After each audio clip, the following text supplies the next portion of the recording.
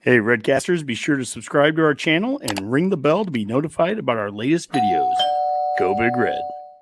Divided up into teams. We selected some veteran guys to be captains. And then we went for 7 weeks. And it's everything from, gaining points for community service, for attending other teams' events, for competitions, for community service. It's lost points for missing study halls, being late to things. And so it's really, whereas most football teams are based upon your physical ability, you learn very quickly that, hey, your accountability and your ability to do what you say you're going to do is really important. And we want to be a team that when we play, we don't beat ourselves. So we're, measured against rewarded gets done. Rewarding guys for doing the right thing and going above and beyond. Welcome to the Go Big Redcast, the Husker fan sports show.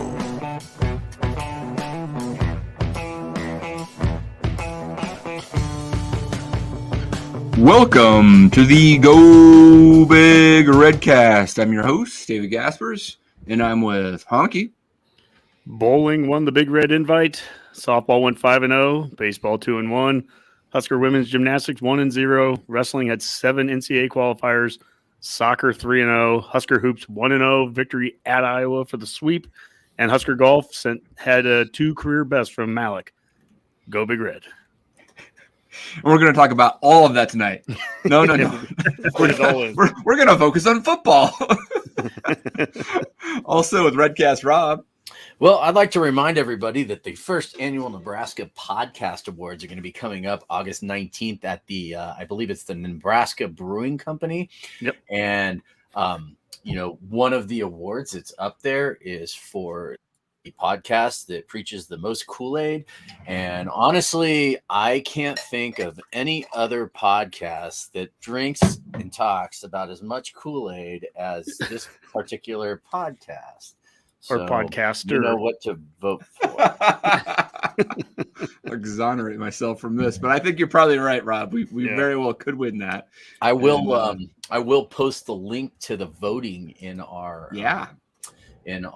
comments here tonight, so that anybody listening can just go ahead and vote for us right now. Because let's be honest, we are the greatest Nebraska fan podcast in the history of Nebraska fan podcasts. I believe Boomer is our campaign manager, and he says vote often and vote early and often. Yep, correct. Vote early and vote often. That's right. Boomer, what else you got for us? Well, I'd just like to take this opportunity to announce that the Redcast is officially bidding to stream the Pac-12 seasons games on our StreamYard here. So I hear we're in a good running. I think currently we're tied with George Klavkov's MySpace page and an old GeoCities account on Yahoo. So Pac-12's got a lot to look forward to this upcoming season. So. Oh, man, we might have new teams in our league before you know the way that's going. At this rate, yes. What a mess. Absolutely. All right, well, we're not talking Pac-12 football. We're talking Nebraska football, and it was a great sports week, so we'll get a little flavor of that later on in the show, right, Honky? But definitely want to take a dive in and get ready for some spring football, don't we?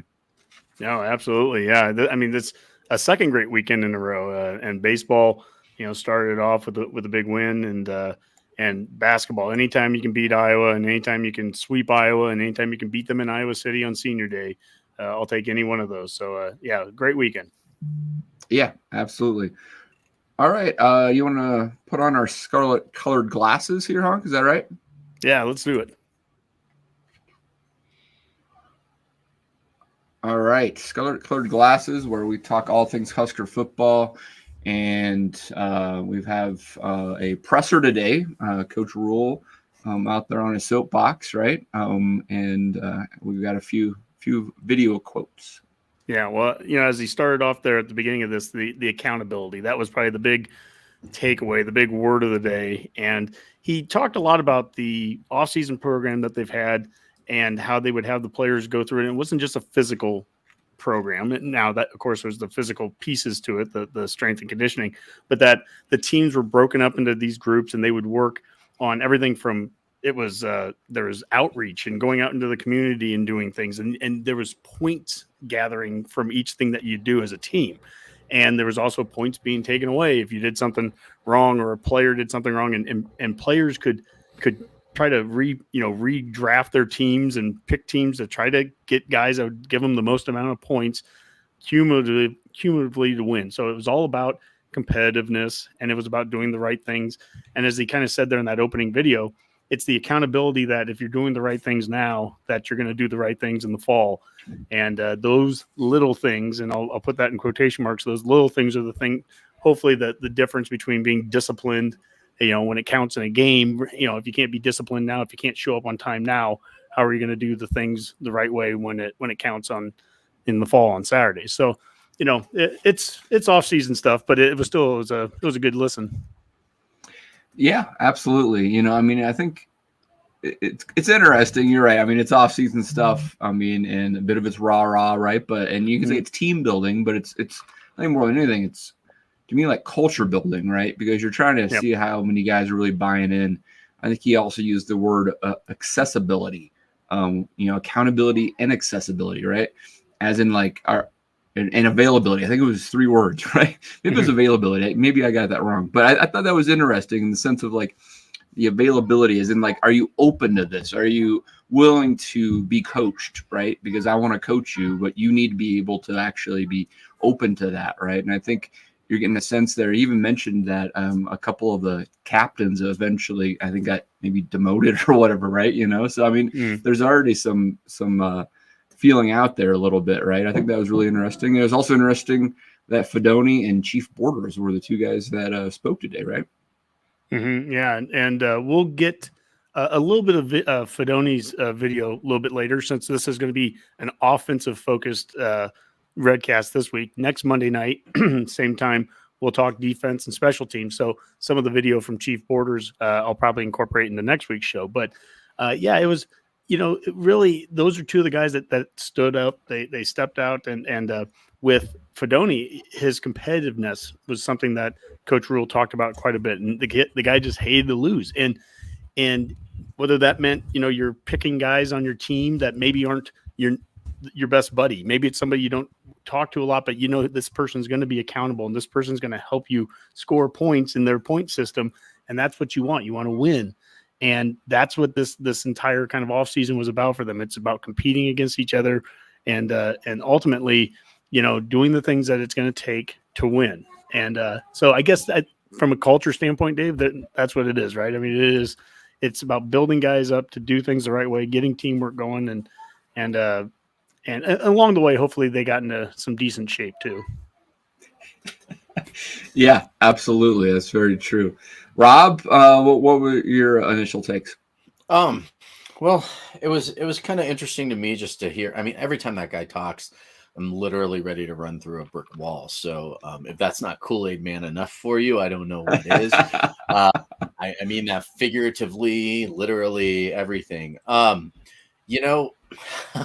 I had this conversation with Honky. We were on the phone earlier today, and I was saying, last year I was like 95% serious about my Kool-Aid drinking, and I think this year too, I've kind of toned it down a little bit because I want to start seeing some results, but like I go ahead and say that, and then again, I'm posting in the comments, a literal tweet comes out from the team, like about 2 minutes ago. A literal tweet opposed to a non-literal tweet. Welcome to Team Commitment Week, #GBR. And it's like video of these guys like practicing at 5:30 in the morning and then going to watch film at like 6:30 a.m. with like popcorn machines and all this other stuff going on.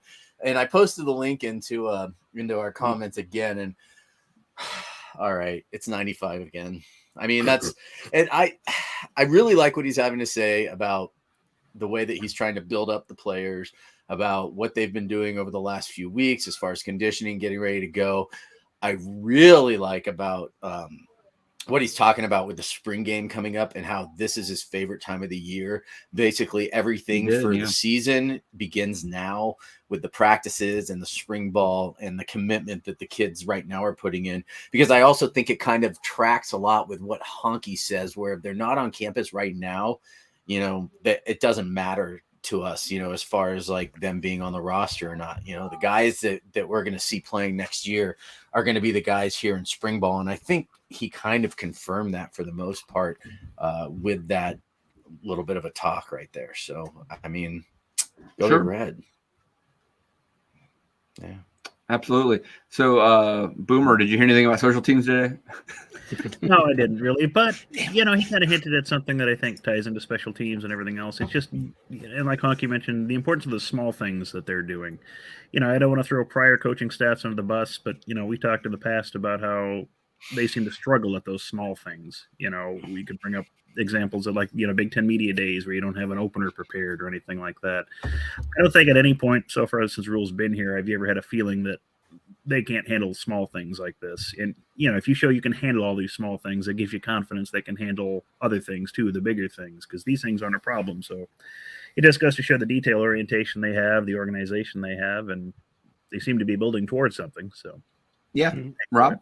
Yeah, actually, they did bring up special teams today, Boomer. He said Buscemi is one of the best athletes they have on the team. Very good. Yeah, he actually said, surprisingly, Buscemi is, I think he said, like one of the top athletes on the entire team. Do they have a GPS on his? He said he's never actually seen a special teams guy like him who is so athletic. So I don't know how to read that. Is that I don't either. Or not? Does he have a GPS tracking thing just for his foot to see how fast it's traveling? I want to know how hard he's kicking the ball. That's a great question, Dave. I don't know.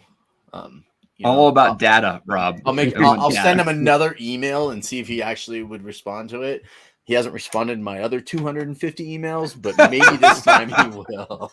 251 is the key. Yes. Yeah.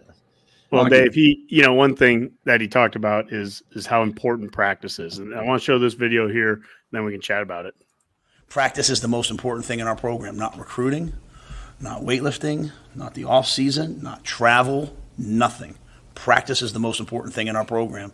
And so I'm going to I take that very seriously, and I defend practice at a high level. So I don't even know what I'm saying at this point, rather than I can't wait for spring ball. I can't wait for spring practice. This is my favorite time of the year. Okay, I can't wait for spring ball either, but I couldn't help but have Allen Iverson just going through my head there about practice. Allen Iverson would not work out with Matt Rhule. He and I have so much in common. Neither one of us know what we're talking about.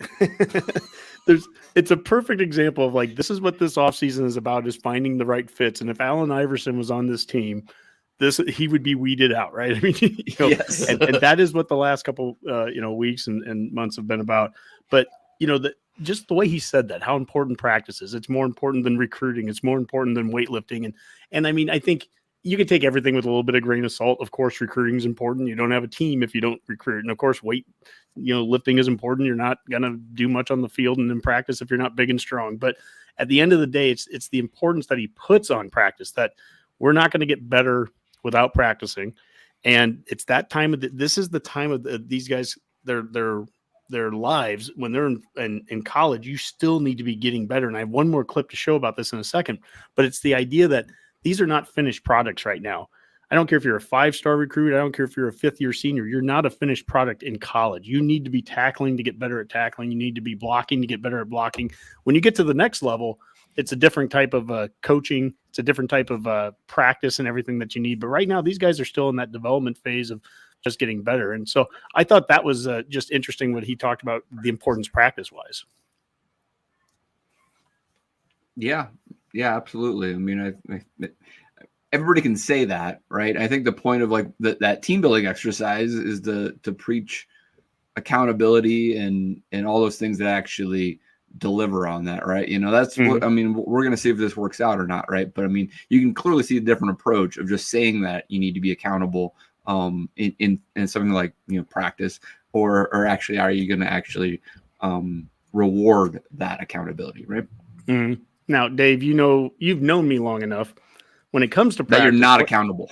I'm not accountable. You know that, number one. But aside from that, when it comes to practice, what's something that's really important to me? What's something I've stressed time and time again? I want to see physical hitting in practice. He wants to see actual tackling, real football. Real football. Well, Coach Rhule talked a little bit about that. So to me, I mean, there'll be live days, there'll be non-live days. I mean, we'll follow all the rules and do all that, but I just think it's the quality of contact, right? Like even when we're thudding, we won't be tagging guys off. I mean, we won't hit them from the side or from the back, but we won't go to the ground on days we're thudding, but we're going to strike and we're going to, to me, these guys are young. They're getting trained. They're not getting coached. They're getting trained. You get coached at the next level. Right now, they're training themselves on how to block, how to tackle, how to get off blocks, and so we have to train that. And the only way to do that is do it repetitively. So I think it'll be physical, but it won't be caveman like. I mean, we're not going to go out there and just have a bloodbath. We're going to be smart because we do. The greatest gift I can give our players is health, and so I want to keep them healthy, but I also want to turn them into the best player they can be. There was a couple of statements there. He kind of walks the line a little bit on each side there. He's not like, I love the word bloodbath because it just immediately took me back to Mark Banker and the Iowa loss in 2016. But so we're not going to be bloodbaths and just, ripping each other's heads off there. The best gift I can give these guys is health. But at the same token, the quality of contact. We have to have contact. You have to hit, you have to tackle to get better at tackling. You have to do those things. And so it's that balance. And on the days that we are thudding, if we're not going to have a full contact day, then we're not going to take guys down to the ground. But on other days, there's going to be some scrimmaging, and you got to do that part too. You got to play some football at times. So I'm hoping.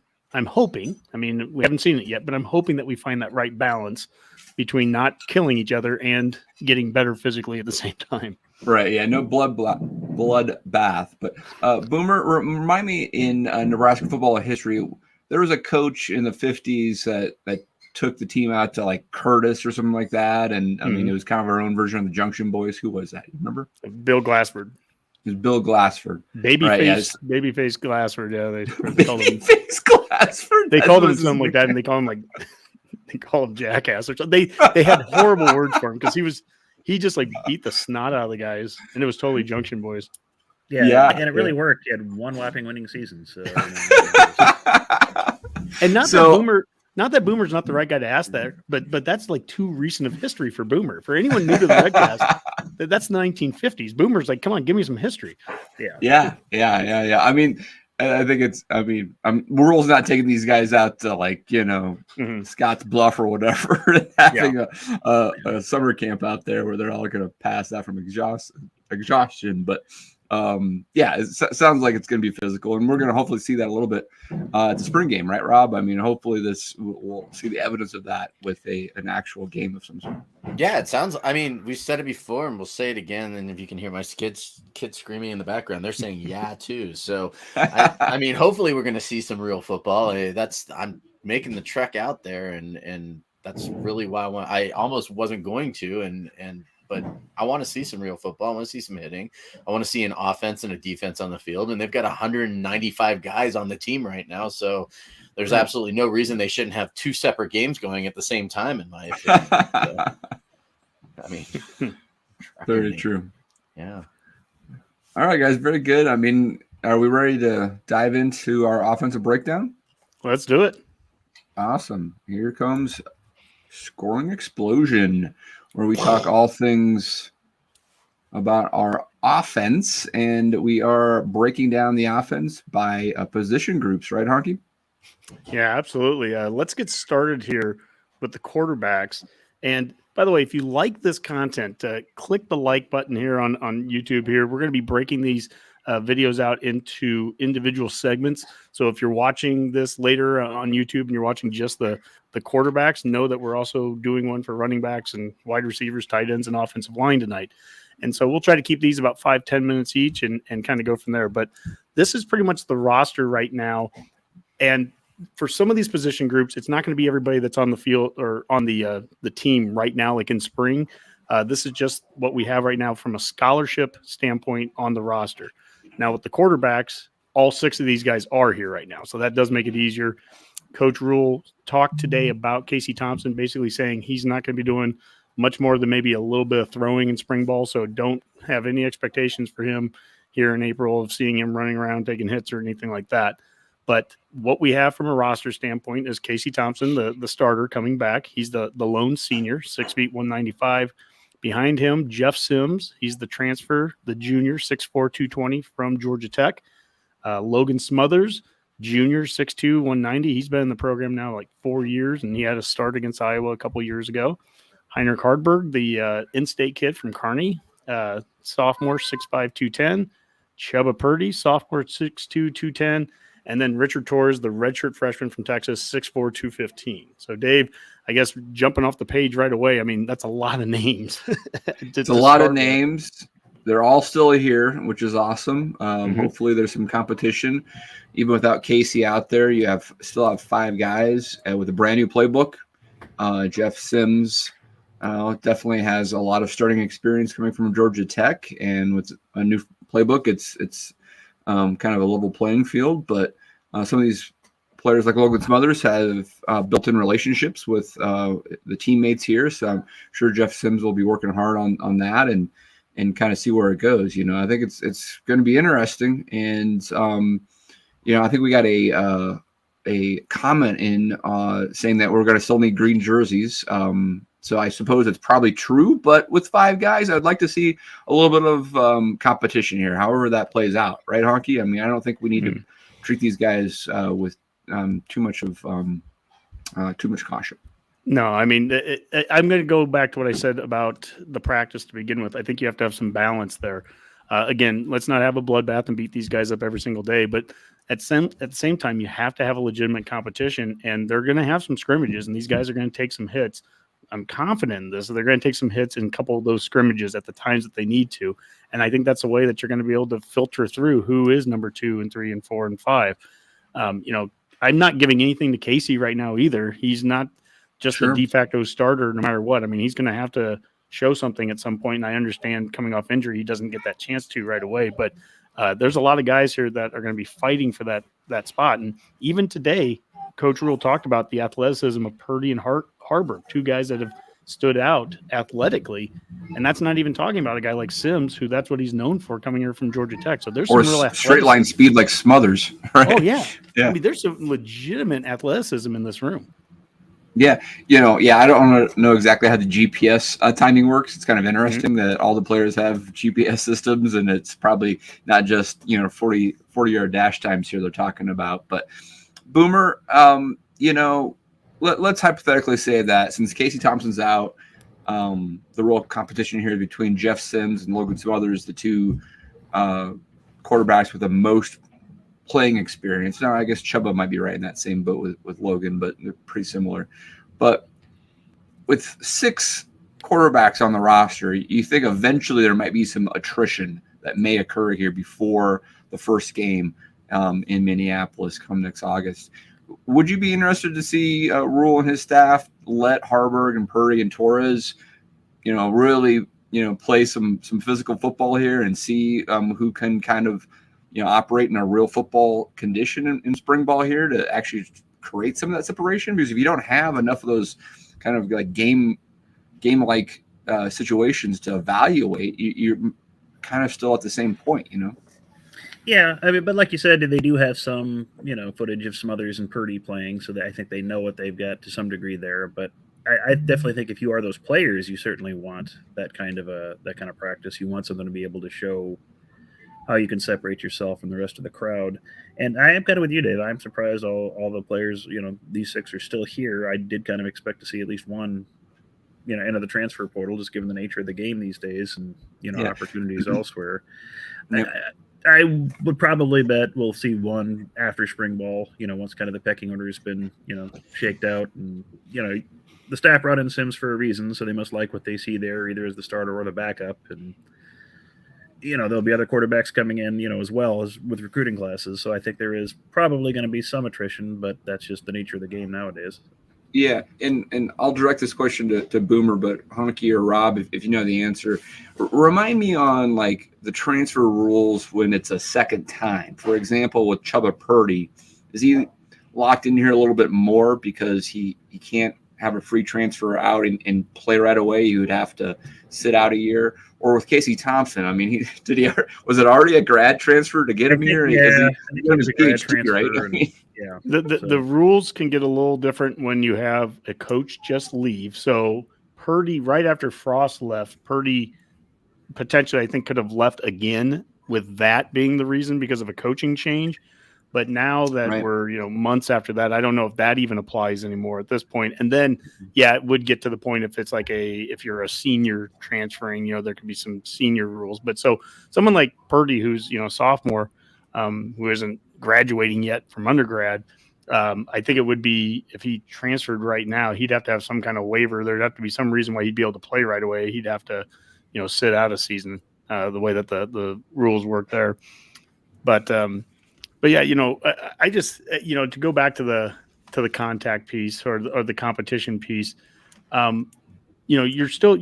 it's amazing to me what we have from an experience standpoint. I can't think of the last time we would have had 2 Power 5 starting quarterbacks at Georgia Tech and Texas that are 1 and 2 right now, and to have a third guy who has started against Iowa and have a fourth guy or a fifth guy, Purdy, who wherever you put him, Purdy, he started a game at Florida State. I mean, that's a ridiculous amount of P5 starting experience across the board, and yet you still want to get a lot of film of these guys, and you want to get them into competitive situations. We heard about that all offseason with the offseason program that they did about being competitive. You want to get them in competing competitions. Some of those are going to revolve around some contact, and some of them are not going to be contact drills.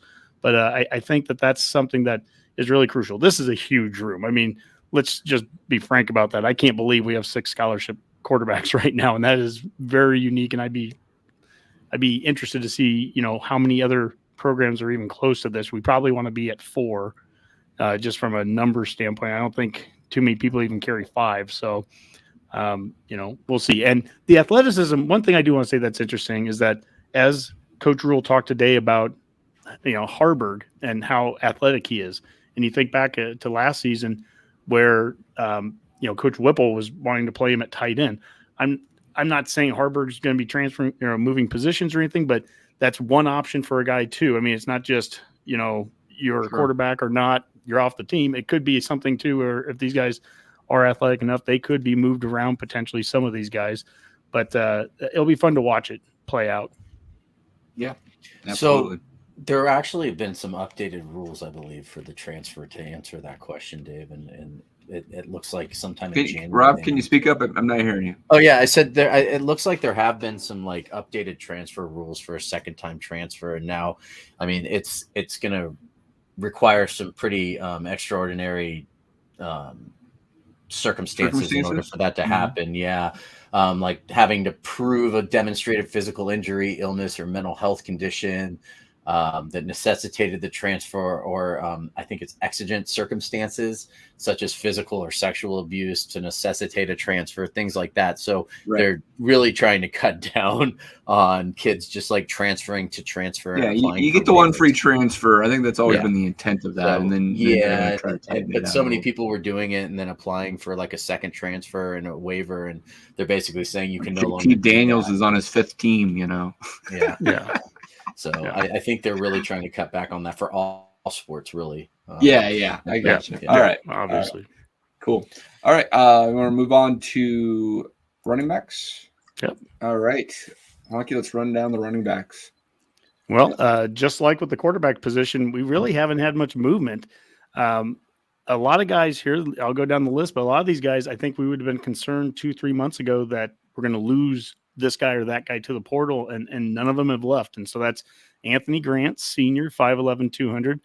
Ramir Johnson, who is only a junior, but I swear he's been here 12 years, 5'10", 185. Gabe Irvin Jr., sophomore back, 6 feet, 215. A.J. Allen, the redshirt freshman. Now, he had the injury last year, but 5'11", 185. Great to see him back. Emmett Johnson, who redshirted last year, the kid from Minnesota, 5'11", 190. And then the incoming freshman, I don't believe he's on campus right now, Quentin Ives, he's 6'2", 185. All right, so we have 6 guys here. 4 of them we've seen in action. Do we know if A.J. Allen is in for spring here, considering the knee injury? I don't think he brought them. I don't think he mentioned him today from a health standpoint. So I don't know what his status is. Anybody watching, if you know this, feel free to throw that in there. But I don't believe that he mentioned, gave an update if he's how much contact or whatever you'd be expecting from him. Right. Okay. Well, I mean, we saw some flashes from Allen last year before he went out. To get Anthony Grant back is great. And I mean, if we see some offensive line improvement, I think he's got some potential to get coached up to make sure he hits those holes. But had some really promising games last year, right? Ramir, to your point, is a seasoned veteran and a good third down back, and Gabe has also shown some real potential there. So, Rob, I mean, this actually looks like a pretty good room right here. It does. I mean, outside of like Anthony Grant, I think it's going to be a really wide open room with the running backs. AJ, like you said, AJ Allen, I actually thought he was probably like the number 2 back last year before the injury, right? And then, but you've heard a couple of his coaches, and I've heard, I think Sip talk about Gabe Ervin a lot, saying that he thinks he might fit in. I think it was him saying he would fit into, what he thinks the offense is going to look like next year. So, I mean, there's all kinds of, these are the question marks I like, quite frankly, and we'll get to it later, but these aren't the same kind of question marks I think we'll have about like the offensive line. There's going to be a really good rotation next year for running backs. And it'll be interesting to see how they're going to be using that room. And if we're going to be doing, is there anybody on this roster right here that could possibly fill in at fullback, So, I mean, there's going to be a lot of excitement, but I still think Anthony Grant's going to be our, what do you call it, workhorse, or what is the bell cow? Bell cow. Workhorse, bell cow, moral horse, whatever. Right? Yeah. Sure. Feral pig. I don't know, like whatever you're going to call him, but yeah. Boomer, do you think that all 6 of these guys will be on the roster in August, or we have a little attrition here too? That's certainly possible. I think basically all these running backs have, I think, something to prove coming off of last year. Yeah. I think all of them left, either. You got like AJ Allen, who looked promising but was derailed by an injury. Anthony Grant started so well, but then kind of tapered off as the season. I think he wants to show what he can do against Big Ten competition. Ramir Johnson was on a milk carton for a huge chunk of the season last year. I had no idea. I didn't even know he was still on the team for part of it. So I think there's a lot that these guys want to prove, and I think they'll get this opportunity. So I am looking forward to seeing what they can all do and how they fit in with a new offense and a new scheme. So. Yeah, so you might see somebody leave if after spring ball they don't fit. That's a possibility. Sure. To that point, Boomer, you just mentioned about kind of the fit and the X's and O's. Honky, how do you see these type of the running back types here? We've got a couple of guys that are a little bit on the lighter side, the 185, and a few over the 200 pound number there. I mean, how do you kind of see, knowing what you've looked at with kind of the various different rules, various different offenses that Matt Rhule has run, how do they fit in? Yeah, I don't, Rob mentioned something about the fullback, and I'm ecstatic about anything fullback related. I don't know that I see any one of these body type wise, filling into that, just size wise. They're not necessarily huge dudes, but you're going to see there's ability within the Rhule offenses in the past to flank some of these guys out. I think there's definite ways to get 2 backs onto the field for the first time in a while, and maybe even 3 if you think of Ramir Johnson is all of a sudden going out and being a wide receiver, maybe still having a backfield that has 2 guys in the backfield. I mean, there's conceivable ways to doing it, but just at the very least finding ways to get 2 of these guys on the field at the same time. And last year was probably one of the most maddening seasons of that, where it was, 1 running back, 3 wide outs and a tight end about every play. And I think the formation, the personnel, whether it's 12 personnel or 21 personnel or whatever, they can mix and match a few things a little bit more, or this staff will. And I think that's crucial. Anthony Grant started off last season so good. I mean, he was one of the top running backs in the country there through the first, 4 or 5 weeks, and then it just completely tapered off. And so I think what Boomer said about everyone having something to prove is really key. And Coach E.J. Barthel, I think what he has, he talked about how he loves this room, and he was so glad that, all these guys stuck around. He didn't feel like he needed to go into the portal for anybody.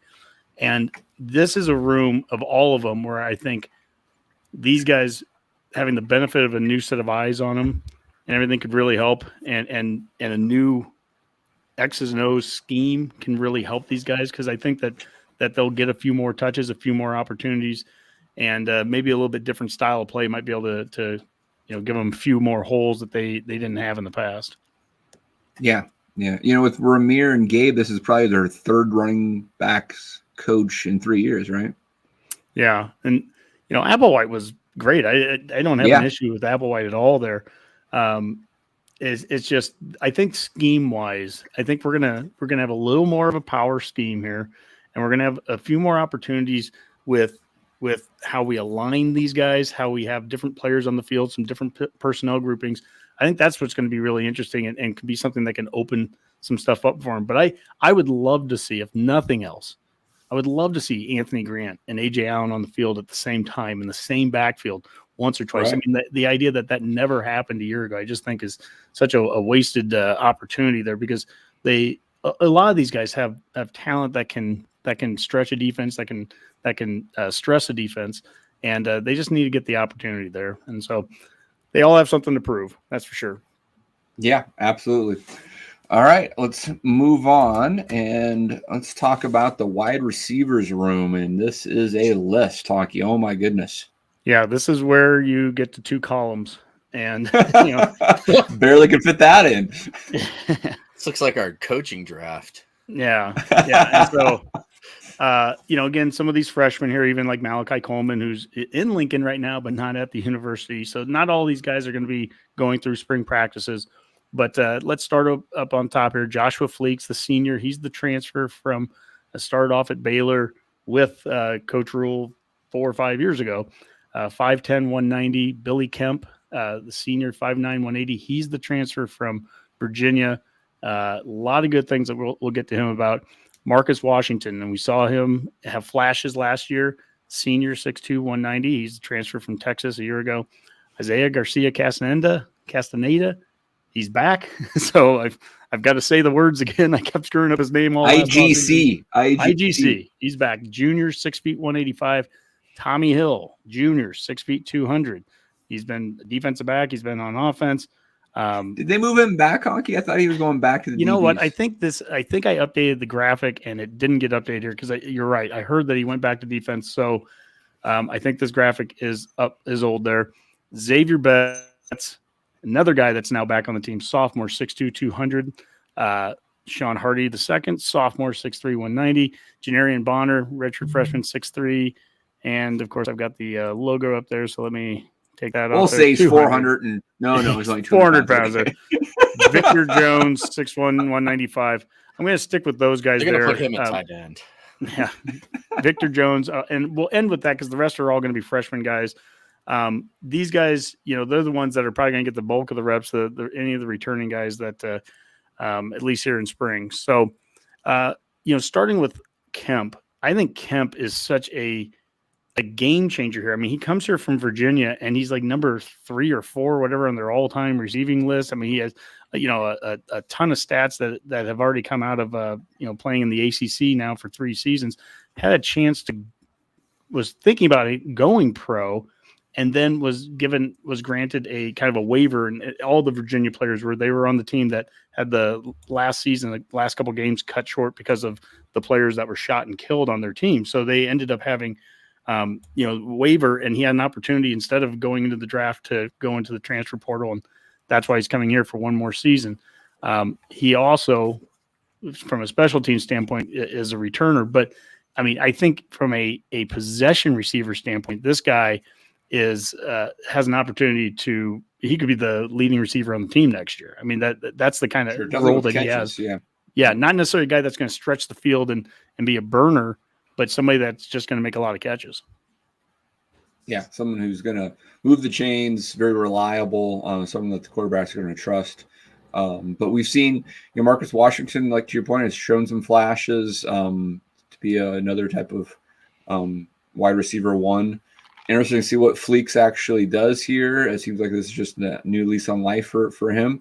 And IGC started red hot last year, and obviously something happened there between him and the coaching staff and all that type of stuff. And then, of course, you've got Xavier Betts back on the team, and that could be the guy that does stretch the field, right? Yeah.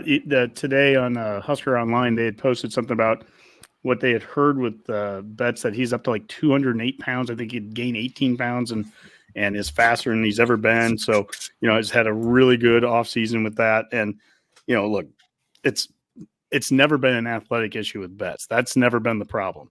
And so if, it's all about all the other things that they've talked about this offseason being with someone like Betts, is that making sure that are you bought in? Are you all into football? And if you are, holy smokes! I mean, that guy, we've seen glimpses of what that guy can do too. Marcus Washington, like you mentioned last year, I mean, there were times where, he was able to kind of take over a game for us, and he had opposite him, he had Palmer. So that's going to be the challenge for him next year is, maybe he is the number one guy next year. Maybe he takes over Palmer's role and has a guy like Kemp opposite him, getting some catches too. I don't know. IGC, we saw him for one game, against Northwestern, really have just an outstanding game, caught the first touchdown pass of the season. And then, 3 games later, he was quitting it. So I don't know what to make out of him yet. I think it's way too, it's early for me I'm just not sure what stock to put into him yet. Yeah, no, absolutely.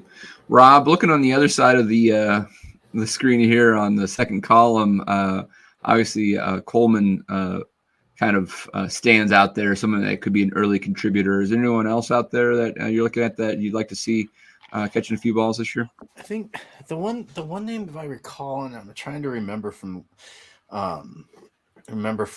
looking at this, and I think Jaden Doss was the one kid that I think that they have coming in. Again, it's so hard to tell. Like, I don't even know if Coleman's going to contribute this year. Maybe he will, but I think it was between like him and Doss. Am I? God, I'm so bad at this with these because all these names. That's all right. Doss is the one from the KC area, I think. Right? Yeah, and I think that was the one from Lincoln High. Yeah, I believe that it was Doss was the one that they were talking about could come in and that he was kind of like a last minute. They were really surprised that he signed with the team. I think that was him. No. Who am I? Not right. No, he's been around for a while, but. Oh, he's been around. I'm sorry. I'm just trying to remember all these kids because that's all right. The point is, I guess, Rob, is I think you've actually illustrated my point pretty well. Is that we're probably not expecting a lot from the freshmen outside of probably Malachi Coleman, who may be an early contributor, but a lot of these other guys are probably going to need a little bit of seasoning before they contribute, right? I did have a question on Coleman though, because I know that we said like he's not on campus. Obviously, he's in Lincoln. But is he still able to go over and like work out at all, anything, because he's not enrolled yet, or is he because he's still in high school, like, or is he allowed to like go and be in the gym and be around the teammates? What are the rules on that? You could go to practices, you can watch practices, things like that. At this point, he's not a recruit anymore, so yeah, he could be around as much as he can be around. Now, like, what about like weight room and stuff? Because I swear I saw him in a weight room video, but I don't know that they. Him. Like, I think when it comes to like things like that, the coaches can send them like weight lifting plans and food plans and stuff. But I don't think you're doing anything official until you're actually on campus enrolled and everything. So this gets into some of the weeds of the details there. But as far as like when I look at that right column and specifically the true freshman guys. Coleman, he definitely brings a different body type and everything than what we have right now. I mean, he's a big, tall, mismatched, fast kid. Now, Jalen Lloyd and Bryce Turner, those two guys are track guys, but they are probably development guys. So they would be examples of, it's going to be probably a year or two, most likely, before you'd start seeing them really contribute. And they might be contributing in ways on special teams before they would even on the offense. Janarin Bonner he's a really interesting guy for me. So he is the bigger body guy. He's 6'3" and 200 there, but he's the kid from was it Georgia last year, I think, and or was it Louisiana? I can't remember, but it was where Joseph got him right at the very end. Big 4-star, recruit. And so, he's redshirted, he's back now. And a lot of people probably thought that he was going to take off when Joseph wasn't here anymore. And the fact that he's still here going through spring ball, it'll be interesting to see, if he's able to start getting his, himself into some of the different sets and some of the positions there. So there's size, there's speed. It's a deep room. There's some experience here. I mean, Kemp and Washington and Betts. I mean, these guys have, a lot of, seasoning under them. They've played quite a bit. When I think of Fleeks, I think of I kind of go back to the first year of Frost when Trey Neal, when they brought him here as a defensive back that he had been at UCF, he was brought really to be kind of a culture guy and someone that could help, expedite the teaching and just with this new, kind of be a coach on the field. And if nothing else, if that's what Fleeks ends up being, I think that's a role that can be used here as we're going through a transition year. Fleeks essentially he played with Garrett McGuire, right? I mean, they are on the same Probably team. roommates, yeah. Well, and that's a good point, Dave. This is a group this is the the one being coached by Coach McGuire, not Coach McGee, as I kept calling him a couple weeks ago. But Fleeks and Kemp are the same age, practically. Well, yeah. Well, isn't like Drake's basketball team older than half the NBA ones? I mean, that's happening all the time anymore. So you just That's right. You just go with it. COVID years, who knows? Older than 5 NBA teams. I think I going back because I was at Billy Kemp was the one I think I've heard him compared to like Torre a lot as far as like what he'd be able to contribute for this team. Yeah, I can see that. A little different body type. Torre is Yeah. taller, obviously, but Kemp's definitely more of a possession guy who potentially could catch a lot of passes, but maybe not have quite as many yards per catch. Yeah. And when you think about the last 2 years, Torre and then Palmer, those are examples where we've been able to have a transfer come in and be a significant player, not just not play a small role, but be the leading guy. And so again, with Kemp, it may not be the most yards per catch, and he may not even have the most yards, but I think he would be a top candidate going into the season to be the most receptions at least. And that is something that he did a lot of at Virginia. I know a guy on Twitter that we've been going back and forth a little bit, Who's Football, HOOS.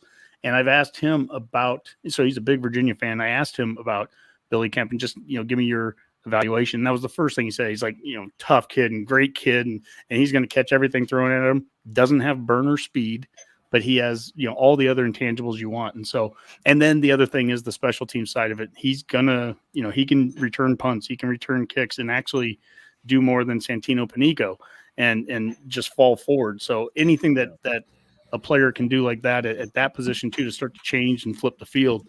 My goodness, that's something we haven't had in 5, 6, 7 years. Yeah. Probably since DeMornay Personnel. So, yeah, that's a good point. Boomer, who would you got guys here that could be forming a 4x100 track team right here, right? I mean, like, who do you think's the fastest on this list? That I don't know. We'd have to break out the GPS stats for it. That is something Rhule's known for, is trying to find those, track speedster types and teach them the game of football. And, just looking at these columns, it's just interesting to see how young a lot of it is. I mean, there's so many, you have 3 seniors, 2 juniors, a couple of sophomores, and then everything else are redshirt freshmen and freshmen. Yeah. So, yeah, good opportunity to get some players in here and mold them into what you want and hopefully get a lot of production out of them. So, and that just shows why you had to go out and get people like Fleeks and Kemp, because there just wasn't a whole lot of other experience to fall back on. Yeah, and Garcia Castaneda. And Castaneda coming back, and that's a great Marcus Washington. Somebody said today that Betts is stronger and actually has improved in his speed. Like he's the fastest he's ever been, and I mean that's huge too, because that showed that he's like that commitment that Rhule was talking about, right? Like we're coming in and working out and putting in the practice and the time. Sure. Sounds like he's doing that, so that's a positive. I think. Yeah. Looking, I'd love to see the coaching staff really with all the speed here actually really push that competition, right? Like, let's say who is the fastest. I want them to actually try to really, really prove it, especially like, real football speed too. It should be interesting. And I will say Boomer, I think, made a really good point there. I'd probably I'm taking it for granted right now that Betts and Castaneda, IGC are back. But look at this list right now and take those 2 guys off it.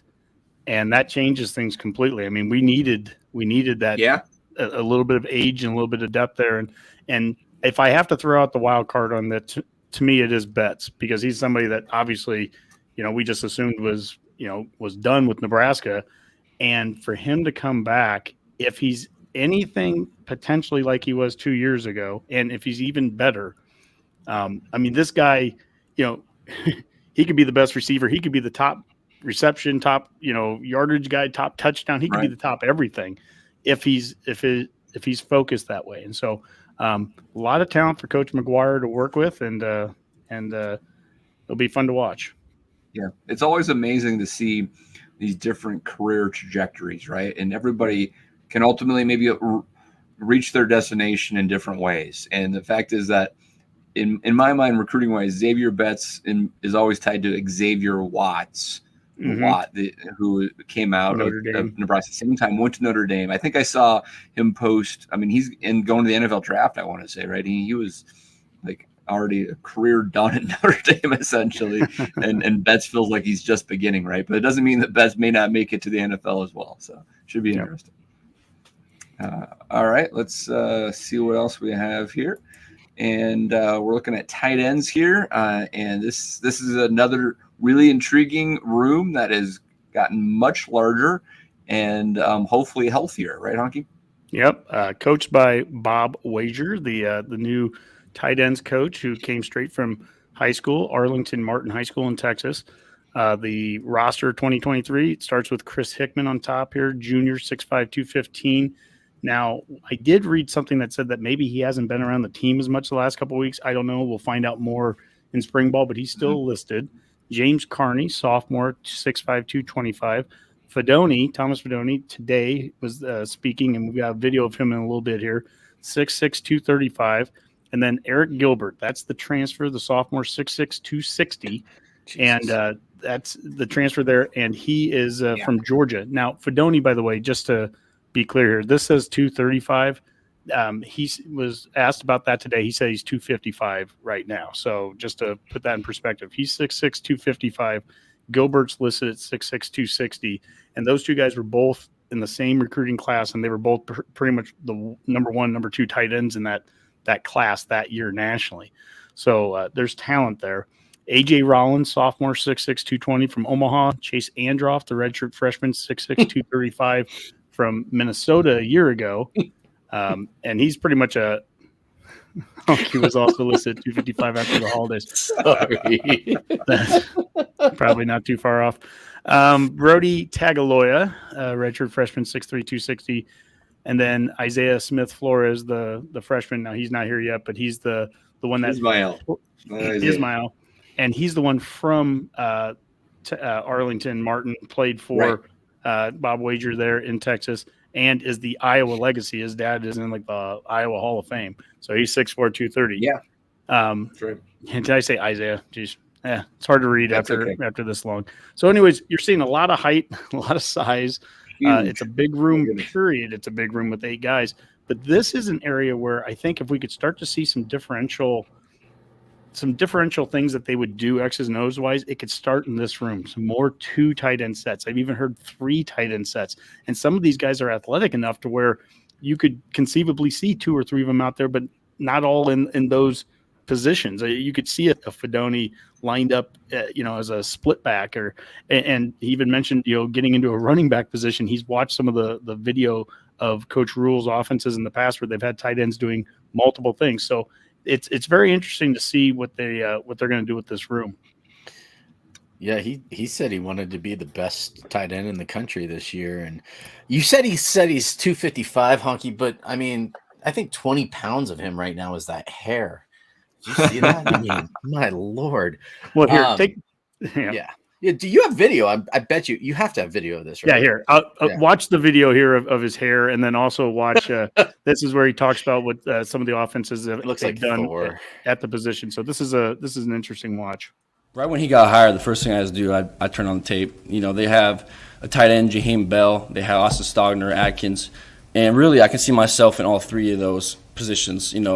Austin Stogner is more.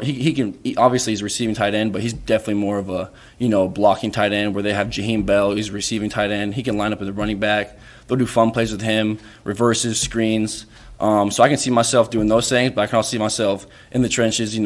Getting blocks, getting dirty, which I love to do. So I'm excited for that too. He's got the classic man bun going on there. Gives a couple extra heights. He's probably 6'8" with that, right? Too. So. 7'2".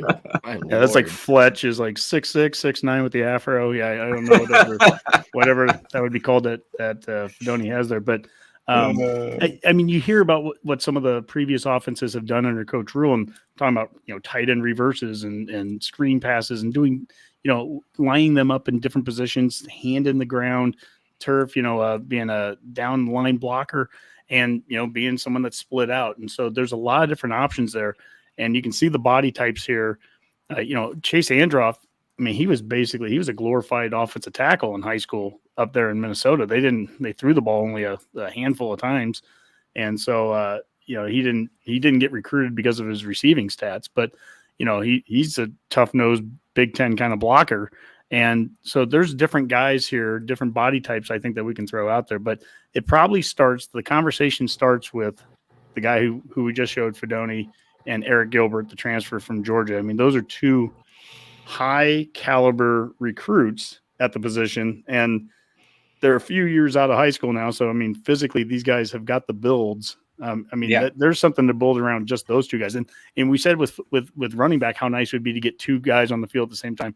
Those would be two guys on the field who mismatches and everything. That'd be nice to get on the field at the same time.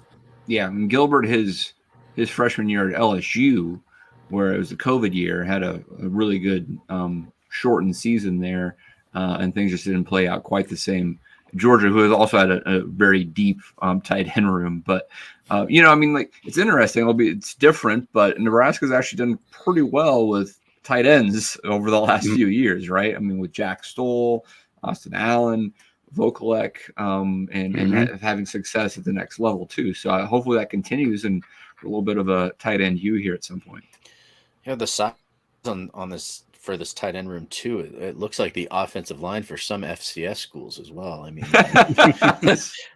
honestly, I'm not even joking when I say that, because there's an FCS school right down the street from me, and I've seen their offensive line. And and if any of these guys are looking to transfer after spring, I know a really good. No. We want to keep all of them, Rob. We do. I know. I'm just all right. I can read. And it's again just another interesting case of just kind of youth, and just we didn't have a whole lot of actual on-field experience from a lot of these guys, again, showing why, someone like Eric Gilbert was an important guy to bring on. I mean, had one great year, didn't really play last year or 2 years ago. And then, didn't do a lot at Georgia, but, we all know Fedoni's got the talent and the reputation, but unfortunately just hasn't been able to see a whole lot of field. And I think Hickman's played a few downs, hasn't he? Hickman's actually, if he's back, will have by far the most experience at Nebraska. And they kept playing. Hickman, they kept moving him from receiver to tight end and back to receiver. I think that stunted a lot of his development early on there. But I mean, you're absolutely right, Boomer. Again, take the transfer out of this, take Gilbert out, and this room looks very different. Again, so there's a lot of potential. There's a lot of talent, I would say, out there in this room. But this spring, you can tell why this spring is so important, is because these guys. If you take the collective stats of this room, it's probably not very impressive. So there's a lot of potential, but it's kind of unseen potential yet, or unwitnessed at least. So we'll see what it looks like. This will be a fun group to watch in the spring game, because this will be some of their first chances to get out there in front of, hopefully 70, 80,000 people, and chance to kind of make a play. AJ Rollins last year in the spring game, he was one of them that made a big catch. I think at a part where they were still playing real football at that time, and that was like one half that they were doing before the 2-hand touch, in shorts. So yeah, absolutely. All right, well, it's going to be interesting. You're right. I do think the spring game could be a big part of determining who is playing here at tight end. Do you think they're going to take Fedoni kind of easy here in the spring? I mean, just a risk factor right now too. He was asked about that today, and he flat out, it was almost an awkward answer, because he was like, he could have played last year. In fact, there were some coaches, or he wouldn't say who. There were some people that are like, why aren't you getting out there? But then it was, well, I'm not cleared, and it got weird. Yeah. But there was that article that you had, Honky, where he was interviewed, was it on JoJo's podcast last year? And like, he got really like emotional. I remember listening to it. He got really emotional, like, while doing that, because it really seemed like he wanted to play. Well, and let's think about it just for a second. Put yourself in the guy's position. I mean, he's hurt. He's had 2 knee injuries now in 2 years. I mean, just awful to see. And so, I think they were going to do whatever they could last year to be, or certainly they needed to do whatever they needed last year. He thought he could play by the end of last season or during last season, but it was, I'm sure, in his best interest to not do that. At this point, it sounds like he's 100%. He's ready to go. And so, I'll defer back to what Coach Rhule said earlier with the physicality in practice and Right. the health of the team is at the utmost importance to him. I'm sure that's how they'll approach it with Fedoni, but and at the end of the day, just like with any of these other guys on the team, at some point you're going to have to start taking hits again if you're going to get out there on the field. And so you're going to have to get prepared and practice for what you're going to see on Saturdays. Yeah, and if there's one guy that he can take inspiration from too, would be JoJo, right? Because JoJo had a couple injuries as well, and Sure. look at him; he's an NFL player. So I mean, there's There's a lot of of positives to look forward to because there are plenty of examples of kids in his situation that have come back and been very productive and had great careers. So Absolutely. Yeah, they've reconstructed a knee better there's than, that Kool-Aid. than before. There's the Kool-Aid, Rob. All right. Well, let's wrap this up with offensive line, and obviously another big list, Sankey, and a lot of intrigue here. We do have some more experience. What do we expect to see out of this offensive line here in the spring? Yeah, so the only position group on the entire team that has a coach returning. So Donovan Raiola worked with these guys last year, and it starts with the five juniors here. Bryce Benhart, 6'9", 315. Turner Corcoran, 6'6", 300. Newell is 6'4", 315. Ethan Piper, 6'2", 295. Ben Scott, the transfer from Arizona State, multiple year starter there. He was a center, but he's also played tackle. Basically, he could play any of the positions. 6'5", 300. So the five juniors. After that, you have a couple of sophomores. Henry Lutovsky, 6'6", 310 from Iowa, and he's played quite a bit now, starting with last year. Teddy Prohaska, the Omaha kid, 6'10", 320. All the talent in the world, all the potential in the world, but he just hasn't been able to keep healthy for 2 seasons. And then we get to the right side, and we do have the transfer from Georgia, Jacob Hood, redshirt freshman, 6'8", 345. And then Justin Jenkins is a redshirt freshman. He was on the team last year, 6'1", 290. And then the rest are all true freshmen, guys that 4 of them are Nebraska kids: Mason Goldman, Gunnar Gotchula, Brock Knudsen, and Sam Sledge. And then Jason Majijic, and I'll screw up that last name until Say it I again. don't know. Say it again. Majijic, and he's from Pierre, South Dakota. So those 5 guys. Probably not going to be as big of players on the team next year, but if we stick over here on the left side of the column, the first thing that comes to my mind is that I feel like a broken record because we've said this now multiple years in a row, but there's talent, right? I mean, let's go back to the recruiting rankings. If they mean anything, Teddy Prohaska, Bryce Benhart, Turner Corcoran, all 3 of these guys were top 100 recruits. Army All-American guy like, Bryce Benhart. These are guys that, that they don't come with a lack of recruiting bells and whistles. From a size standpoint, if Frost liked anything, he liked size. So Benhart is 6'9", and Prohaska is 6'10". This looks like a basketball team.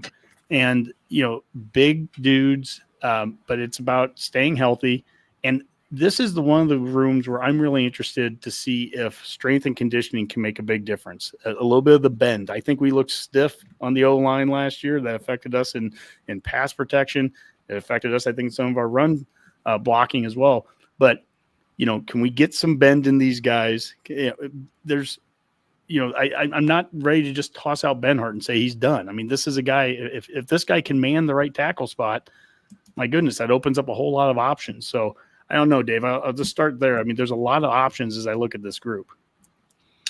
Yeah, I'll be interested to see if they actually try to play around with some of those lineups, really, and move guys around. Even heard Ben Scott. We've always just locked him in a center, but maybe that's not the case, right? And Newell was a big miss last year, right? He had really emerged with Teddy 2 years ago as quite the tandem there, and him being out had a big impact on the lineup. So it's a little bit of a reset, and some guys like Benhart and Turner have a chance to kind of reestablish themselves as with some of that hope that they had as they started their careers here.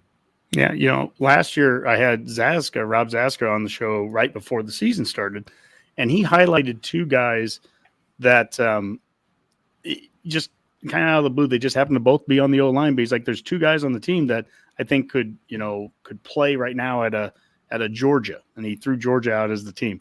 And he said Prohaska, if he's healthy. And then he goes Newuli. And he was bringing up Newuli because it was just, at that point, it just happened like a week earlier that he was suspended for the week or for the season. So he was like, that was a big loss. And I was a little bit shocked to hear, you think Newuli is that good? He's like, oh, yeah, that guy is a road grader.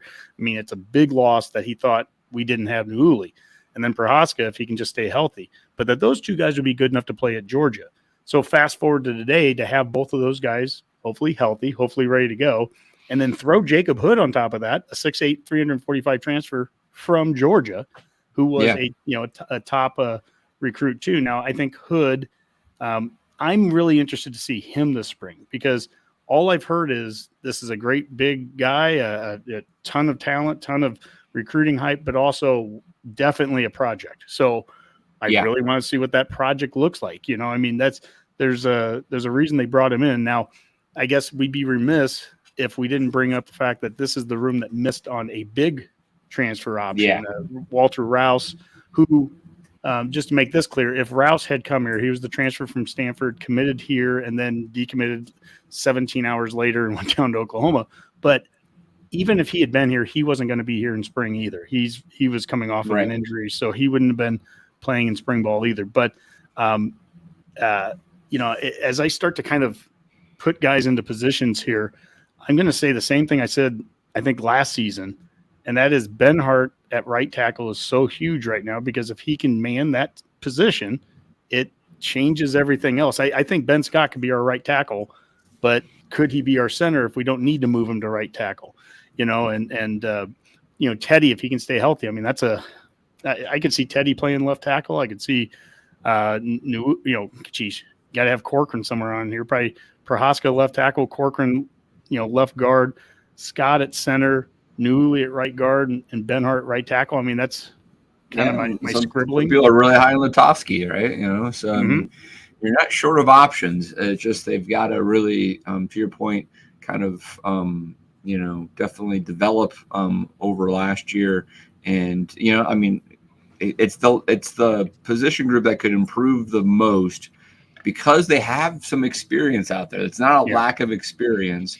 It is a bit of the physical part of it, where maybe different training methods and approaches might pay dividends. And one thing, I mean, having Raiola as their coach again, right? Like they're going to be a little bit more into his scheme a little bit, and I think that may have played into it because honestly, this is the one position group that I think still, just year after year, still comes with the most questions, right? I mean, regardless of what we want to say, this is where it all starts, is right here in the trenches. So that's my biggest concern still. I mean, we got to this year and it's like, we're looking at this and for me, that's the biggest question mark because these are the guys that, that are going to, of where it's going to start anyway. Also, Honky, it's Machechak is how you say his name. I'll forget Jason already by Machechak. next week, but I appreciate He's forgotten it already. Yeah. But Trev said it on, the day that he was firing for us was that we have to win the trenches and that was this area, any success that we're going to have, it's going to ultimately start up front here. Scott's a big transfer, just like with all these other position groups we've talked about that have had a transfer. Imagine what this group looks like if Scott's not in there right now. I mean, I think Scott's a big improvement here, and where he goes is kind of dependent upon where the need is. I would say up front the biggest need is at center, and hopefully other guys can fill in those other spots, and Scott can be that center. If not, it's not that Piper can't play center. It's not that Newley couldn't, or even Corcoran. But hopefully at the tackle spot. I mean, what I really want to see is Ben Hart and Prohaska take those spots over. I mean, that's what they were brought in here for. That they're big time bookend tackles and stay healthy. And if they can live up to the billing of what they came in at, watch out. And this is the thing, of all the position groups that maybe this aligns more now, these guys' strengths with what we're switching to Coach Rhule specifically, when asked about why did he keep Raiola as O-line coach, he said he coaches the style of line play that I want to run. So at the very least, I don't think we're going to see any of the craziness of a year ago where Whipple and Raiola and we're not, we're doing different things and different schemes to, what the blocking is. At least they're going to be aligned that way. And these guys are going to be, running the style of offense that we want that the coaches want, and that hopefully builds to their strengths. That's what I want to see. Lutowski and Scott and Newuli blowing people over. Yeah, well, Honky, I tell you, it's interesting. You look at if you're watching this on YouTube, you see we have 7 guys on the left side that all have had playing experience, and then the 7 guys on the right are all the freshmen or redshirt freshmen that are kind of still work in progress. And so, I mean, if you think of it that way, you have 7 guys that really haven't proved anything yet. 7 other guys that we are talking about plugging and playing and have some experience. But 7, that means you have 5 starters and 2 backups.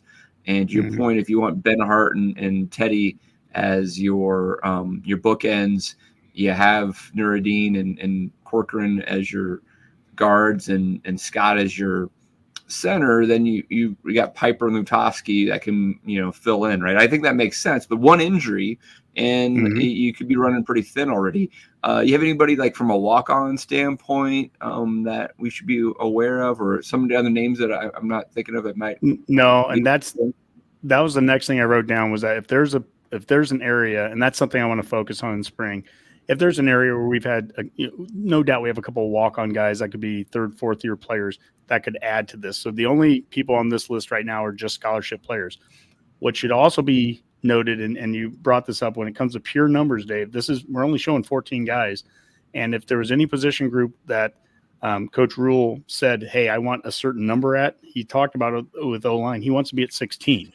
So scholarship-wise, you're looking at, a group here that's a couple short of what he wants ideally. And so when we look at some of these other position groups that, look bloated or have, quite a few more than you would normally see at it, this is one that, we want to get a couple up to. So I know we have that 100+ scholarship, number right now going on, but he would like to see a few more offensive linemen in that room. Is it possible that they go after someone in May as a transfer to add depth? It could. It could. And I mean, they could do that at any position, for what it's worth. But here in particular, not just at O-line, but if they really felt that they, I wonder what that number is. Not just that they want 16, but I wonder what that number is that they feel like they need to have going into camp. Like, we need to have a top 8 or a top 9, or, what is that number that, that we need to have this many guys that are going to play and that we have to feel that comfortable with playing. Because let's just assume that the left side here, all 7 of those guys you feel comfortable with. Do you feel comfortable with Jacob Hood, the transfer from Georgia? Would you feel comfortable with him being an 8th guy, a 9th guy on the O-line, maybe throw in one walk-on? I mean, that's what they need to kind of work their way through. I don't know how you'd feel that about any of the incoming freshmen. I just can't even imagine that. Those guys are, there might be one that sticks out, when they get here, but for the most part, you're going to look at most of those guys as being transfers, or not transfers, walk-ons. And one thing too, we should say, I don't know, Coach Rhule has talked quite a bit about position changes that he's done in the past when he's gone to someplace. So conceivably, could there be a defensive tackle that moves over to the offensive side? We'll see. I mean, there's always a surprise in spring ball that we can't predict right now. But based off just the rosters that we were looking up at this point, this is what we had. Yeah, no, absolutely. All right. Good stuff, guys. Anything else on football when you're talking about hockey?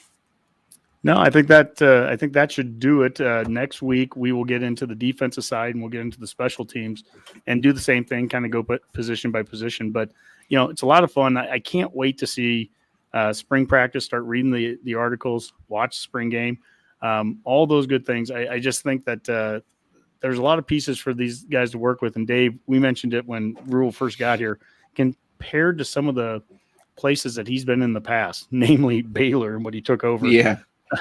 This is there's issues in group, it's not all, roses and Kool-Aid there that he has to work with, but he has a lot to work with too. So I'm sure he's pretty happy with the rooms that he has right now. Yeah, absolutely. All right, so next week we'll talk on the defensive side, but we have a few other sports we want to chat about. Is that right, Hunk? Yeah, absolutely. Let's talk about some Neebrasketball. And hey, those guys beat the Hawkeyes again. Rob, I mean, this is something. This is like a dream, right? I mean, we beat the Hawkeyes twice, Creighton and Wisconsin. I mean, like this is just like a standard, awesome basketball season, right? I mean, it's I again, I'm already on record as saying I was wrong, Dave. I don't know how much more you need to like really keep pushing me about it. I mean. No, it was really impressive, and it's funny because the emotions that we go through in our text thread, mostly honky, throughout the course of a game, half the time I'm thinking like, oh God, how much has he had to drink already? But by the time the game came around to it, I guess I could say that I was with you on this one, Dave, where it's like I know college basketball well enough to know that if it's like only like a 5 or 6, 7 point game at any point throughout the game, yeah, they're always in it. You're always in it because you're literally like 2 shots and a foul away from being tied up again, right? And that's exactly kind of what happened. Then they had a couple good calls go their way with that charge at the end of the game that may have been questionable, but we got the calls, and we never get the calls. So we'll just go ahead maybe their head coach shouldn't be such an the refs. I think can we say horse's ass on this show? Well, you just did. Yes, I did. and he was definitely outside of the circle. So that's, there's no question there. Whether he was moving or not is questionable. So we'll just go ahead and say great call by the Big Ten refs. Yeah, and I think my favorite part about this too is the fact that they are probably the hottest team in the Big Ten right now, 6-2 in their last 8 games, which nobody saw coming, especially with a couple of quality wins. Yeah, the road games. Yeah, what was it? The Maryland win, and then and Wisconsin Rutgers. And Rutgers, and I mean these are all teams that those are Maryland and Rutgers are. I would almost venture to say that they're almost basketball schools more than they're football schools in a lot of ways. Well, I mean, Rutgers is nothing. They're not a athletic school. I know. Okay, I was trying to be nice. Maryland is a basketball. But Maryland, they have won a national championship. Yeah, Maryland was a national champion and a while ago, but still happened. It was in the 90s. But hey, what do we know about 90s championships? It was 2000. Was it 2000? I think so. You can look that up. Yeah, but Boomer, I mean, so we're on an 11 seed. We play Minnesota for the 3rd time. It's always tough to beat any team 3 times, but if there's a team to beat 3 times, it's Minnesota. I think it's out there to get to 17-15, but they got to win on Wednesday night. It could have broke with, Penn State upsetting Maryland, and without that happening, we would have had a bye. But I think at this point, I think every win helps in an NIT bid, unless you really think you're going to run the table and win the Big Ten and make the tournament. I would take the extra win on Wednesday. They just got to go ahead and take care of business, right? Oh yeah, you don't want to leave anything to chance, and we know what happens when Nebraska is close to being a tournament team, and even if it's the NIT, they find ways to leave us out. So yeah, go out. Yeah, definitely want to beat Minnesota if you can that 3rd time, and heck, you've beaten Maryland once. Why not try to beat him again? That would really just be icing on the cake. But yeah, it really was a good end of the season. I think if the season would end in January, I think everybody was just depressed and ready to move on, and just kind of shows how, a month and I would have made the same call, Rob, but luckily there was time to go, and they were able to turn it around and build something really positive and just show what the season had. Maybe injuries derailed it. Maybe they just took them this long to find their footing, but it did certainly show that there is something to it, even how close they actually are. Yeah, I keep hearing that injuries derailed it, but the reality is they're playing some of their best ball with lineups that wouldn't have happened if they didn't have injuries. I mean, the likelihood of Sam Hoiberg getting out there and playing as much, or maybe Tominaga playing in the same role if Bandemill doesn't get hurt, or get you can almost say they were forced lineups, but we started seeing some of the best ball. If Blaze Keita doesn't get hurt, he was the guy that I thought we played some of the best ball in about that 2-game stretch of the last second half against Wisconsin, Rutgers, and then until he got injured, I think against Maryland. he played so well out there on the court at the same time with Walker. But you're 100% right, Dave, about the text change. And I'm right on the top of it. And I'm not rewriting any history. I mean, this team at times can be tough to watch. I love the fight in them. I absolutely do. But like, there were times yesterday I was like, my gosh, we threw 3 or 4, just handed the ball to them at midcourt, essentially. I'm like, you can't just be that sloppy with the ball and then just not getting the offensive rebounds. I'm ecstatic that we won. I literally can't believe it. And whatever Iowa fans can complain about a block or a charge, I don't give a shit. I mean, I can't believe we won the game. I literally can't believe we won it. Yeah. We had 15 turnovers and everything. So I listened, and I know you're going to laugh me, Honky, from another text change that we had, but I listened to pretty much all these games on the radio, right? And then, can't even picture a meme of Ken Pavelka, and then there you go. But he was telling a really good story yesterday during the radio broadcast about when Hoiberg basically came up to his son and was like, you're going to need to be our 9th guy, right? Like you're going to have to be the guy coming in off the bench now. And his son was basically like, well, I want to be more than that. And he's kind of become like the 6th man, right? He's out there. And if anything, he's, if he was in the starting lineup, I wouldn't even question it at this point, because he's been playing with a lot of heart. And I would say that at this point, between him and Tominaga is the guy, he's like, whatever. I think Dave called him like the Japanese Steph Curry. He's got all the fans, he's got the fanfare, he's hitting threes, looking the other YouTube way while followers. He's doing it. But in all reality, I think the MVP down the stretch of this team would be Hoiberg, and the heart he's playing with, the desire he has on every single play, going after the ball, pulling the ball down, like between bigger guys on the court. Sure. He's in there in the middle of like the redwood trees as like a sapling, like pulling down rebounds. And it was just to like listen to the way that they talk about him on the radio. And then when I go back and I watch clips of the game, or I rewatch the game on the Big Ten Network, I mean, all credit to Hoiberg and being able to coach this team and keep them believing in him and believing in his system is, to me, it's amazing. It really is. It's everything that Dave has said that he thought Hoiberg could be, and he has been. So good job, Dave. You were right. And look, a month ago we had Sipple on, and we had the conversation about, at the end of the season, is Trevor going to have a hard decision? And it was with the caveat that we all said it at the time. We're like, look, if he goes on some tear, then that changes things. But there was I'll use a Trev term, there was no empirical data out there to show that there was a tear to be taken, that there was nothing that you would have thought was going to happen. But for them to go 6-2, and I threw this out here, and I know what our answer is, but I mean, this thing I threw out earlier today, we got 2,000 votes, and I simply asked, do you think if we went 4-1 in the Big Ten tourney, so we don't win it, but we go 4-1, lose the championship game, would that record be enough to get you in the dance? That would be 20-16 overall. So you'd win 20 games, but you have 16 losses.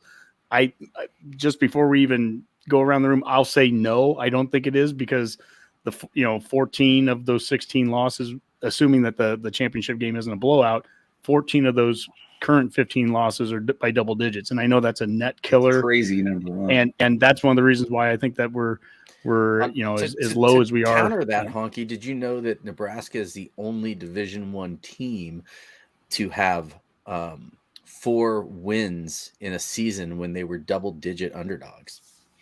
I mean, it's a weird stat, because that means you had to be a double-digit underdog. Exactly. I mean, we had 3 double-digit underdog games on the road that we've won between Creighton, Rutgers, and Iowa now. So I mean, that it's impressive on one end. It's also, well, you're a double-digit underdog for a reason. Look, I'm ecstatic with what Hoiberg's done. I mean, I'm also completely blown away, and I am more than willing to take whatever medicine I have to take I didn't think he could do this a month ago. So I'm ecstatic that he is, and he has more than, I think, earned that right to be our coach in the 5th year. I mean, we can definitely put that question to bed. And the only reason I bring that up is that's some of the responses to that tweet, that poll this morning wasn't just, should we make the NCAA tournament? We have people going, well, should he even still be the coach next year? Yes. I mean, I don't think there's any Yeah. I don't think there's any motivation right now on Trev's part to make any change there. So that I'll be intrigued to see, how he constructs his roster next year. Hopefully, Casey comes back and we get a few guys to fill in with the pieces that we're going to miss. But I think with the emergence of guys like Keita and Jamarcus Lawrence, I mean, you got to hope that this is a team that's going to be competitive for the NCAA tournament and get on the right side of the bubble, this year. Now, Boomer, in 30 seconds or less, can you explain the net rankings and why are we 94th? No pressure. Win games and don't lose big. That's basically all it is. Just this is where Skip would actually come in handy on one. But of it's also the understand efficiency, right? I mean, offensive and defensive efficiency. And the reality is that we were very defensive, probably efficient early in the year, but not offensively efficient. And now we probably reversed it a little bit. We were very efficient against Iowa in offensive efficiency, but that washes out, and we don't score on that metric. And then all those blowouts. And honestly, I think the net was supposed to be something that was supposed to be better than the RPI. And I don't know. It doesn't. I don't think it really captures everything. It's really tough. No, I'm not sure it does either. Well, producer Skip in our text chain, I mean, he brought up a good point too, and I've seen this on Twitter. Some references to we have 4 quad 1 wins and no quad 3 losses, which is true, and those are taken by themselves. Those are good stats. I mean, that's more quad 1 wins than we had in 2017 when we went 22-11 and didn't make it. But one of the issues is that we've had, what was it, like, I don't know the exact number, like 12 quad 1 opportunities or 15 quad 1 opportunities. We're 4 and 10 in quad 1. So we're 4 and 10.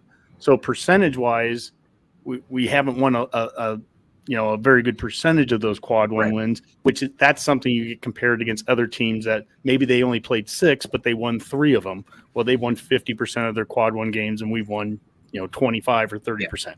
It all gets factored in. And look, it would be how about this? I'll flip the question a little bit. How wonderful of a conversation would it be to be going 4-1 and even having the discussion, even the argument? Should we be on the bubble? Should we not? I mean, like, what are we talking about?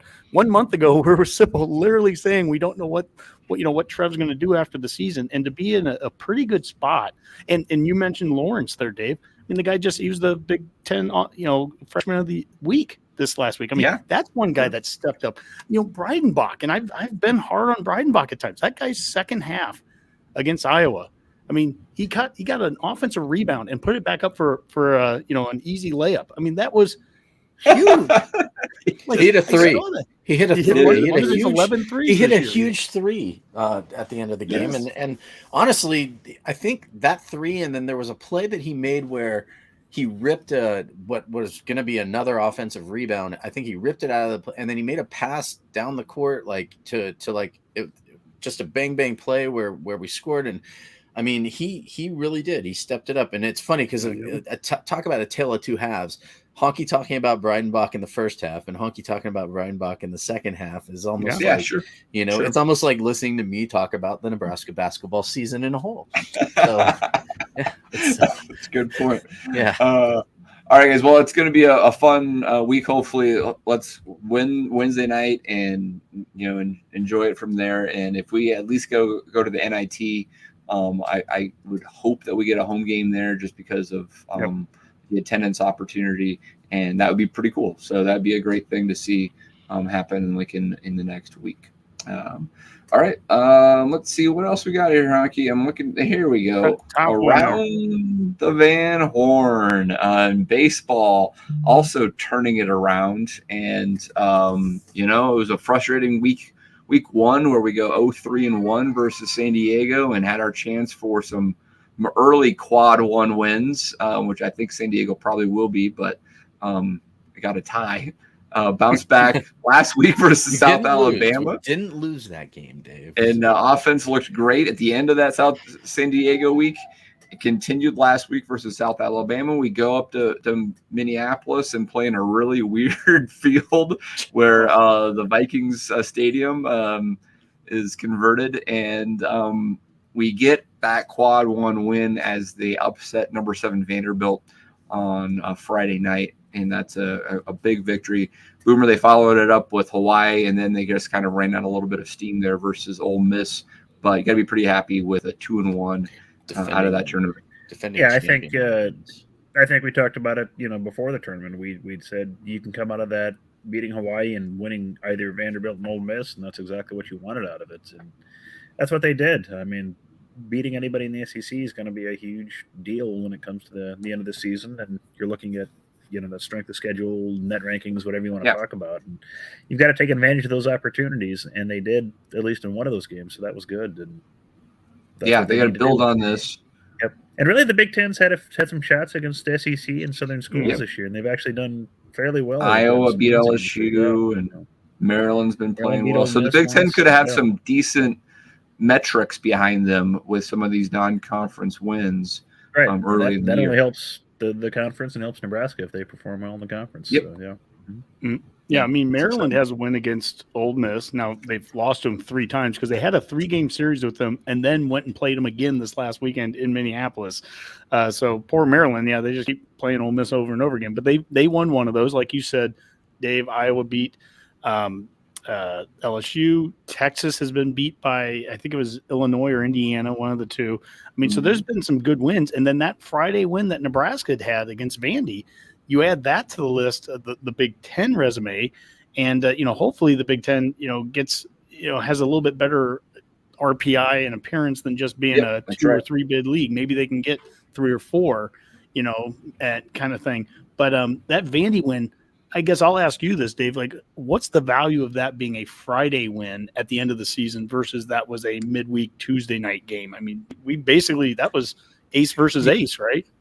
Yeah, you're right. I mean, metrics wise, it's no difference, right? But ultimately, when you have a human looking at it and they see that as a Friday night and they see that you beat, you're right. Vanderbilt had one of their top pitchers going out there opposed to a midweek game.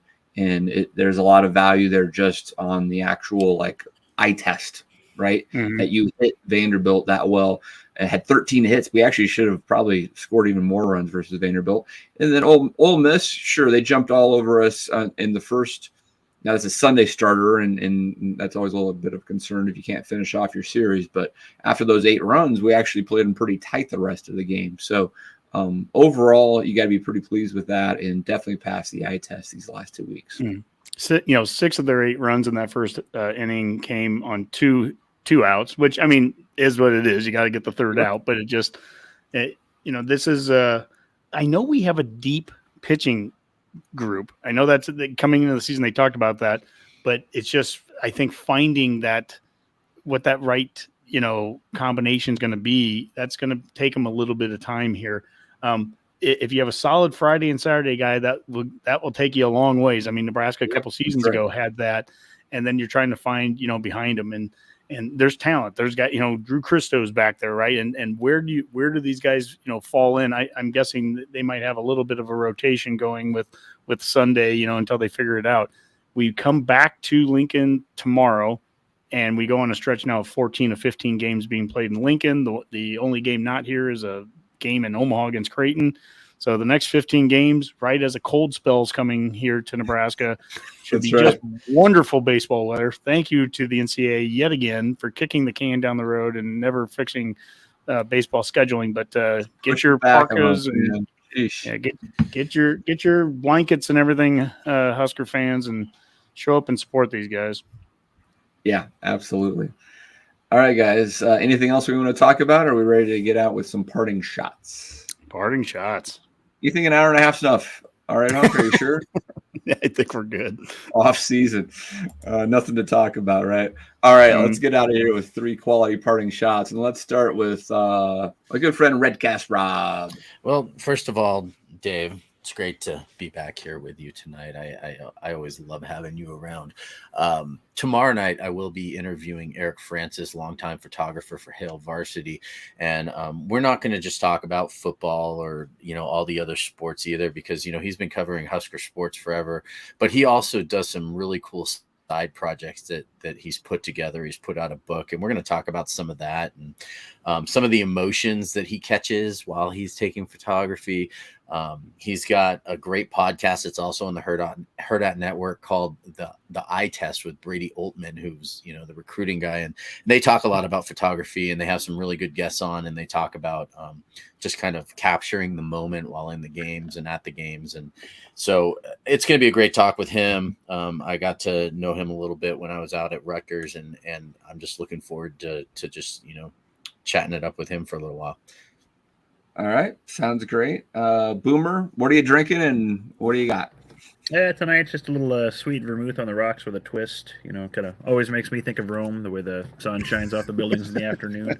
True. Know exactly what you're saying. Exactly. But just a couple quick things. First off, we talked about Husker basketball and the good streak they're on. So I just want to say, whatever all of our listeners are out there doing, whether it's wearing certain socks while watching the game or certain beverage while doing it, or completely forgetting the game is on and not even watching it and checking the score afterwards, just keep doing that. So let's keep the streak going. Let's enjoy this. And then just another quick basketball related shout out. I just wanted to just give a little congratulations to former Husker coach Tim Miles out at San Jose State. He's got them performing pretty well. Yeah. They're 19 wins already. They're a certain shot at the NCAA tournament or even NIT, and that'd be a storyline if you could get Tim Miles coming back to the Pinnacle for a game in the NIT. That could be kind of fun. So, Go Spartans. And he's conference coach of the year. I think they just announced today. What are they, WAC or Mountain West? Mountain West. Okay. Yeah, they're with CSU and they just got Air Air Force Force and Wyoming. recently. Yeah. Huh. Anyway. That would be quite the NIT matchup. There's no doubt about that. Honky, I want your first take to be able to name the movie that Boomer just quoted. Say it again, Boomer. Because I was thinking it as you were. It is appropriate if I'd say it again. So sweet vermouth on the rocks with a twist. Always makes me think of Rome. The way the sun shines off the buildings in the afternoon. And oh gosh, I would like to say a little say a little prayer, and drink the world of peace. So. Scrooged. No, right after Groundhog Day. God, there we go. dang it! No, I knew it. I could think of Bill Murray saying it. I just couldn't spit the words out. All right, well, Scrooge only drinks vodka with a dash of tab. Right? That's his drink. There you go. All right, get us out of here. Okay, well, I should have had this graphic ready for you, but Rob, this is the Eric Francis graphic here for tomorrow night, but that's definitely a good show. I'm looking forward to listening to that. And while we're doing a few promos here, I have a couple of fan forums coming up this Wednesday, March 8th at 6:30. We moved it up from 8 o'clock because Nebraska is going to be playing somewhere right around 8 o'clock against Minnesota. So 6:30, we'll have Husker Abby on. And then the next week, I'll be in Denver. So this is on March 22nd. We'll have Connor Hayden with Corn Craze, the #1 Nebraska football talk show on YouTube. And then after that, Wednesday, March 29th, we have Redcast Sarah. So we've got a series of those coming up. And we have two other big shows, big guests that I'm just still getting all the timing and everything kind of figured out. So just, keep listening here, Redcasters, keep watching. The off season is in full effect right now. We've got shows coming left and right. I mean, my goodness. Yeah, and don't forget to go back in the comments right and click on the podcast award shows and vote for the Redcast in every category that you possibly can. Like this. If you like what you're watching here, click the like button. Share it, subscribe, ring bells, do whatever the dick and the young kids are doing, and we appreciate it. What about all right, guys? What did you just say? Something? I don't know. Can't wait for this hour and 38-minute show to be on TikTok or whatever. Right, that's gonna go well. Yeah. You can see it right next to my gritty videos, and you do. There you go. Yeah, or the gwitty. All right, guys. I think it's definitely time to get out of here. So for now, let's call that a Go Big Redcast. Go Big Red. GBR.